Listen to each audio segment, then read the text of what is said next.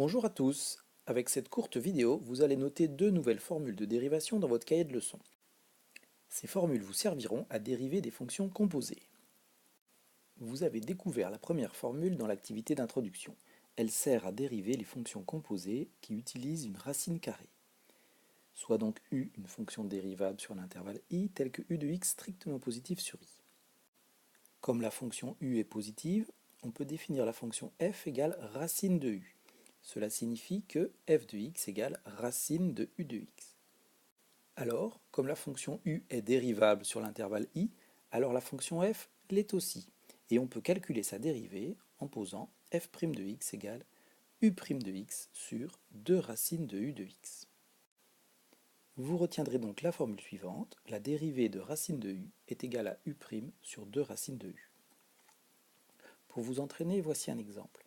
On définit la fonction h par h de x égale racine de 3x puissance 4 plus 2. Je vous demande de dériver cette fonction. Prenez quelques instants pour le faire vous-même en mettant en pause. Voici maintenant la solution. La fonction h est bien de la forme racine de u, avec u de x égale 3x puissance 4 plus 2. Cette fonction u est strictement positive en raison de l'exposant 4. De plus, cette fonction u est dérivable, comme une fonction polynôme. On peut donc calculer u' de x, qui est égal à 3 fois 4x au cube, c'est-à-dire 12x au cube. Et la propriété précédente dit que, puisque u est dérivable, alors h l'est aussi. Et on calcule h' de x en faisant h' de x égale u' sur 2 racines de u. Ce quotient se simplifie en divisant par 2 au numérateur et au dénominateur, et on obtient h' de x égale 6x au cube sur racine de 3x4 plus 2. Voici maintenant la deuxième propriété.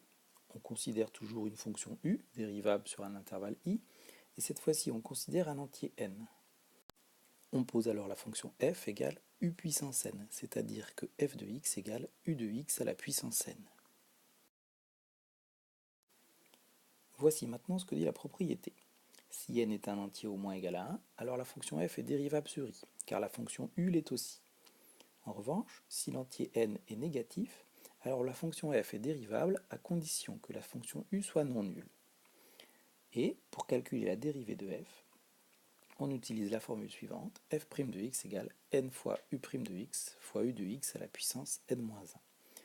Vous retiendrez donc la formule suivante, la dérivée de u puissance n est égale à n u' u puissance n-1. Et voici pour finir un exemple. On pose g, la fonction définie sur r par g de x égale 5x carré plus 2, le tout au cube. Je vous demande de dériver cette fonction. Voici la solution. La fonction g est bien de la forme u au cube, avec u de x égale 5x carré plus 2. Cette fonction u est dérivable, donc la fonction g l'est aussi. On a u' de x égale 5 fois 2x, c'est-à-dire 10x. Alors, d'après la propriété, on peut écrire g' de x égale 3 fois u' fois u à la puissance 3 moins 2, c'est-à-dire encore 30x fois 5x carré plus 2 au carré. Ceci achève cette capsule, à bientôt.